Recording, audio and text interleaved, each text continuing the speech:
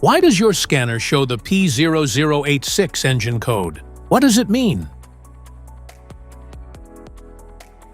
P0086 is a diagnostic trouble code for Exhaust Valve Control Solenoid Circuit, High Bank 2. The P0086 error code means your engine's control computer has detected an abnormally high voltage in the Bank 2 Exhaust Valve Control Solenoid circuit. This solenoid regulates the oil pressure that controls variable valve timing.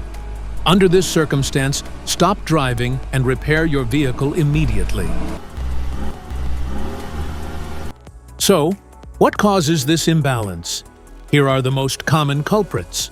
This error can be caused by these possible faults in your vehicle. Faulty exhaust valve control solenoid. Damaged wiring harness. Poor electrical connection. Low or dirty engine oil. Failed ECU or PCM. Each DTC code corresponds to a specific issue in your vehicle. This error code occurs in any OBD2 equipped vehicles, especially in those manufactured since 1996, and it is commonly found in vehicles like Ford, Hyundai, Chevrolet, Toyota, and Nissan.